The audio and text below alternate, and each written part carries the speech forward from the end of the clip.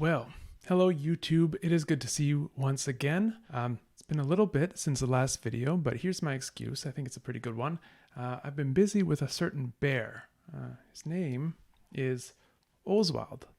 And he's been a time-consuming little guy. Very cute, though. We'll talk about him in just a bit. But in the meantime, today I would like to talk to you about learning ancient languages. And I'd like to sort of bring you up to date on how I've been thinking about these things after having A, written, well, this guy, B, having taught from Oswald, taught Old English over the past 2 years and a little bit, as well as having taught Latin and having learned a lot of ancient Greek. And this has given me some great perspective on just exactly what is going on when we're learning an ancient language. So this video, I think I've got 11, we can call them tips for learning ancient languages. So number 1, and I'm going to say it provocatively, you're probably not spending enough time learning the language.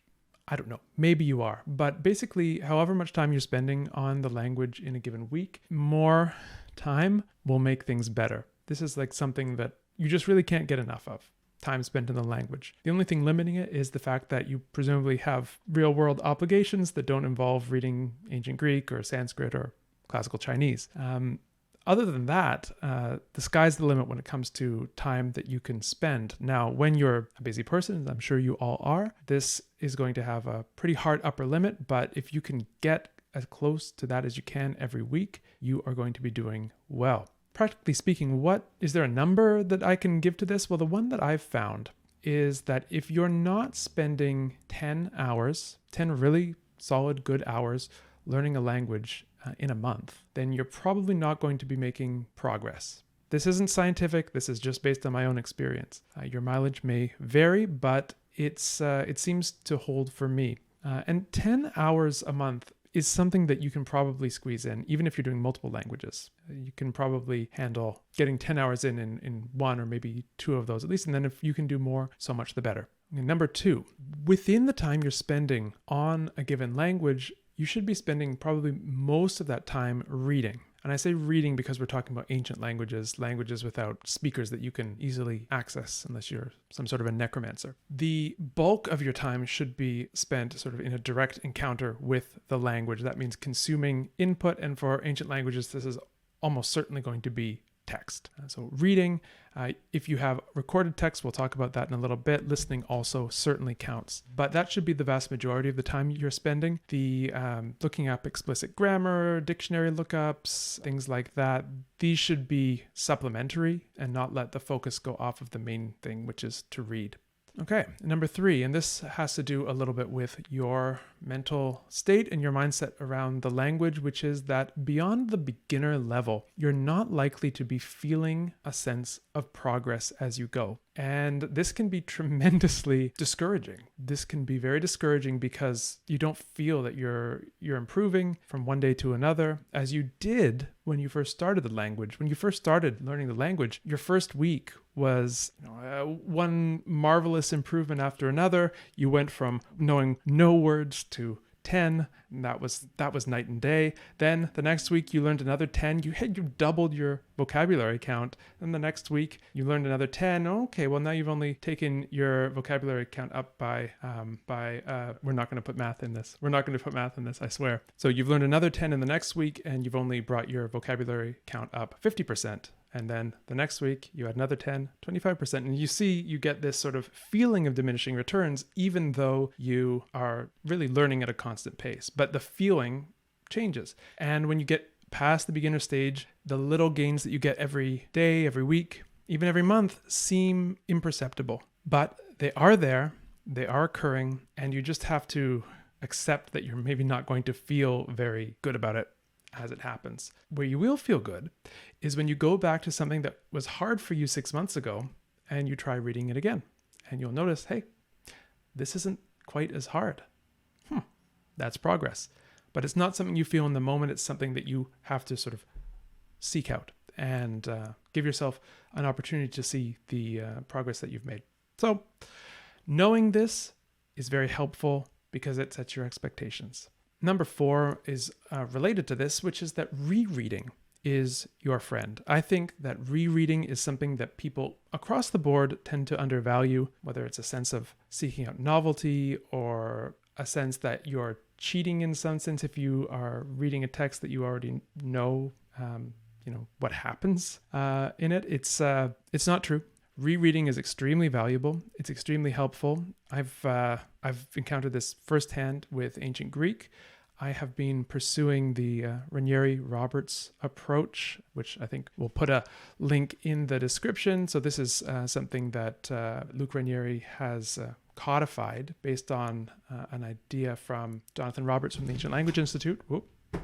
Almost lost Oswald off the table. That would have been a disaster. It's essentially an idea that you should go through a variety of ancient Greek beginner and intermediate readers all simultaneously. So instead of just following one, like everyone's best friend, Athénazé, you will read, 7 to 10, and you'll just read them all simultaneously, and you'll get a ton of more or less appropriate level Greek input. So I've been going through this, and I've found that ancient Greek is a special language. Actually, Luke made a video about this recently, which I will also put in the description if you haven't seen it, why ancient Greek is so hard. Ancient Greek is a special language, and it requires, I think, a little bit more than, say, Latin or certainly Old English to get to an equivalent level. So I found that reading through the textbooks once didn't quite do the trick for me. I didn't quite feel that I was at the level to move on from them, but after having read some of them 2 or 3 times,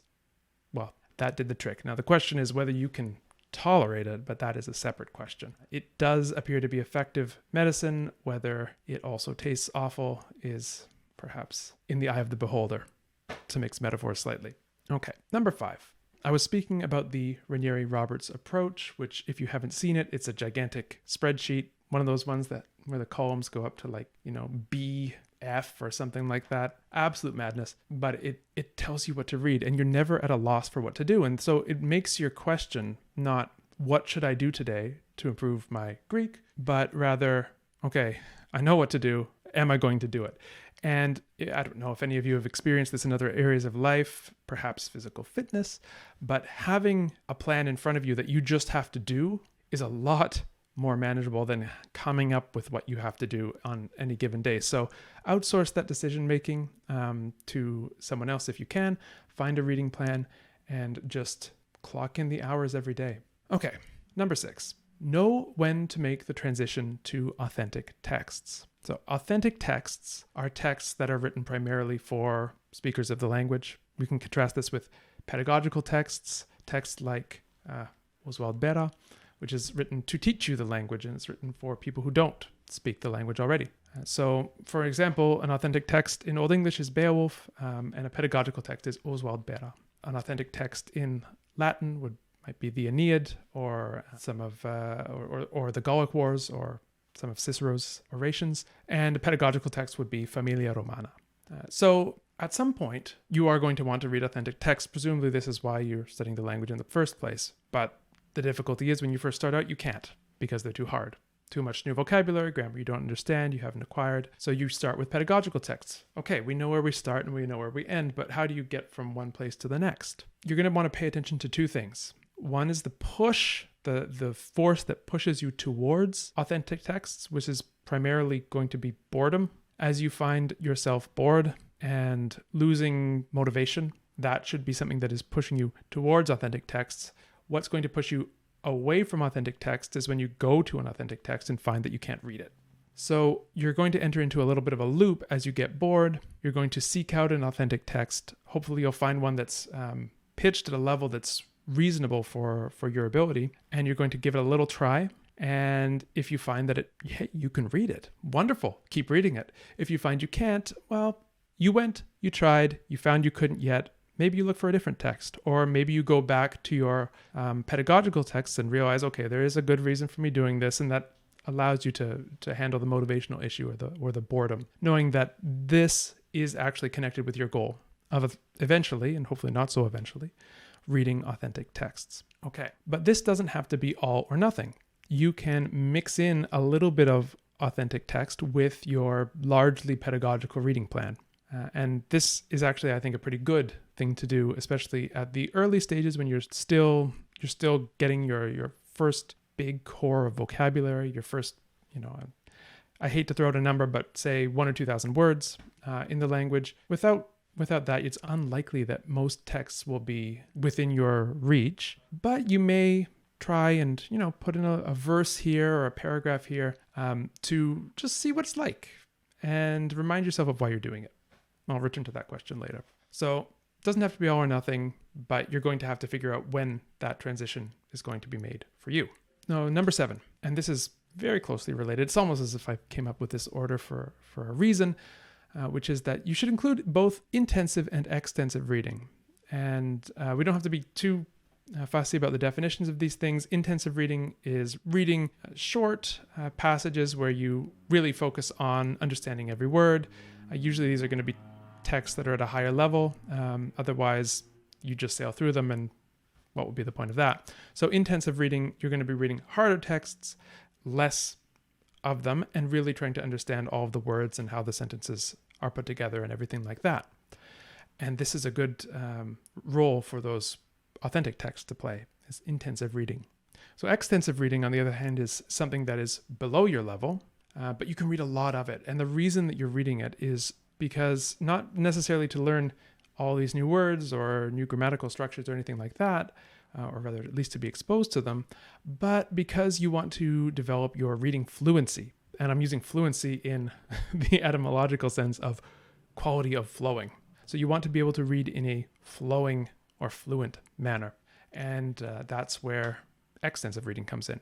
So reading the easy texts just gets you used to the process of decoding these squiggles or symbols on the page, letters, whatever the language has, turning them into, understanding them as words and figuring out what the whole thing means together in a way that's more or less automatic. You can't really do this while you are puzzling out the meaning of all of these different words. So you should focus on the skill of reading rather than the particular details of what you're reading, if that makes the distinction clear. Okay, number 8. Know that what makes a text easy or hard is primarily vocabulary and only secondarily grammar. And think about it this way. If you know all of the vocabulary, so what every word, what every noun, verb, adjective, what have you, means in a given paragraph, you're probably going to be able to work out most of the grammar. Differences, different languages, you may have different experiences with this, but I would say in general, it's true. What's not true is that if you know all of the grammar, you'll be able to figure out the vocabulary. The vocabulary gives you a lot more information in terms of what this text is about than the grammar does. So when you're looking for what text am I going to read next, or what makes something intensive versus extensive reading, what should I read next in my reading plan, vocabulary should be the thing that you're most focused on. It also means as you're reading, make sure that you're focusing on actually learning the vocabulary, because this is going to be the thing that makes a text easy or hard. And the more texts that are easy for you, the happier you're going to be, because you're going to be reading more and, sunshine and rainbows and everyone's happy. Okay, number 9, read with audio if you can find it. So reading with audio, I guess you call that listening. Well, you could call it just listening, or you could read along with the audio and have both streams coming to you at once. You can do one, you can do the other, you can do both. I dare say that you should just read, just listen, and read and listen. And this is a good way to get that rereading in, as it makes it a little different to read in these different sort of modalities. But there's an if here. What's the if? Well, Audible doesn't have a lot of Old English texts. Ancient Greek, classical Chinese, these are not, Akkadian. These are not big audiobook hits. So these recordings are rare. You have to search for them. They're not always going to be in the highest audio quality, yada, yada, yada. But if you do find some, you are going to be very happy and they're going to be very useful to you. If you can't find some, or you can't find any for the text that you want, make it yourself. You don't have to make it publication quality. Just make it sort of a rough and ready version of yourself reciting the text. Hey, it's good practice for you too with your pronunciation. And make the text for yourself and listen to that as you're jogging or what have you. Okay, that was 9. Number 10. And this has to do with audio as well, which is many ancient languages have different schemes of pronunciation that people have devised over the years, or there are different traditions of pronouncing the language. And I've found a tendency, especially with people who are beginning with the language, is to get very possessive of a particular pronunciation scheme. And they want to limit themselves to texts pronounced using classical Attic, reconstructed ancient Greek, or they want to limit themselves to ecclesiastical pronunciation of Latin or what have you. This, I will put it to you, does not matter nearly as much as you might expect beyond that beginner level. I think perhaps at the beginner level, you want to solidify your understanding of the phonology of the language, and it may make sense to listen exclusively to one type of pronunciation at that stage. But by the time you're doing a lot of reading, you should have a good enough, a well-developed enough model of the phonology of the language that you can hear different types of reconstructions, which are, if they're good reconstructions, and most of the mainstream ones out there are, at least they're good for a particular purpose, they're going to be self-consistent, and you're going to be able to mentally make the adjustments just like you can, say, if we're talking about English, you can hear someone from California, and you can hear someone from, Newcastle, and you can hear someone from New Zealand or whatever, and you can sort of make the mental adjustments, and it doesn't break anything. You can hear the different ways of pronouncing English, and it doesn't cause you much grief. So this is especially true for ancient languages, because I think every ancient language that I've studied has some different reconstructions out there, and because we didn't have tape recorders, we don't know exactly what these languages would have sounded like. And there are some pronunciation systems that are not historical in the sense that they're not trying to reconstruct what the language sounded like at a given time, but they are they use the conventions of a particular modern language to pronounce the ancient language. This is, as I think about classical Chinese, that's a good example. Typically, when you learn classical Chinese, you learn the Mandarin pronunciations, the Mandarin readings of the characters, rather than doing any kind of reconstructed Old Chinese pronunciation or Middle Chinese pronunciation, as the case may be. So the conventions differ in different languages. There are people who use modern Greek pronunciation for ancient Greek, and you're going to run into people who use different pronunciation schemes other than the one that you have learned yourself or the one that you favor yourself. It's good that you get used to this starting at least in the intermediate stage. All right, let's move on to the last one, which is number 11. And this one it's softer, it's a bit fuzzier, but don't let too much time pass without maintaining contact with the reason that you're studying the language. And so this has to do with motivation. There must have been some reason why you chose to study an ancient language in the first place, some text that you wanted to read. Maybe you wanted to read Beowulf, so you decided to learn Old English. Maybe you wanted to read Cicero, so you decided to learn Latin. You wanted to read Plato or Homer, so you decided to learn Greek. Well, keep a connection with that, because in all of those cases, it's going to be a little while before you're ready to really just sit down and read those texts. This could be, depending on the language, depending on the text, depending on you, it could be years. So how are you going to keep yourself on the path until then? Could it be a question of dipping into the text, getting like one, two or three lines of poetry, even though they're really hard and they count as ultra intensive reading where you have to look up every word, but at least you're reminded of why you're doing this. Maybe it could be. Maybe it could be finding an easier text by the same author, or it could be finding a tiered text edition, or a pedagogically rewritten version of the text. That can also help. For Old English, in Sweet's First Steps in Anglo-Saxon, there is a prose rendering of the first part of Beowulf. I always recommend this to my Old English students who are learning the language in many cases, because they want to read Beowulf. Beowulf's a tough text, but you can get a lot of that Beowulf goodness through Sweet's prose rendering. And so this is a thing that they can do after 8 months rather than 2 years.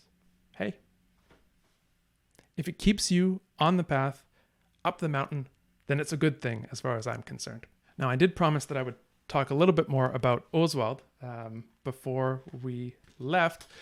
This book, by the way, is not the final edition. This is sort of a pre-release that we did to test out a few things on the printing end. But it's coming out soon. I can't say exactly how soon because the wheels of publication move slowly and are subject to many unforeseen events, but before the end of the year, to be sure. I'm over on Substack writing about this process, sort of giving a behind-the-scenes look at the composition and the conception of Oswald and its journey to publication. So if you're interested in that kind of behind-the-scenes stuff, go over to Substack, links in the description, and you can check that out. And you'll also probably be the first ones to know when the publication date actually gets set.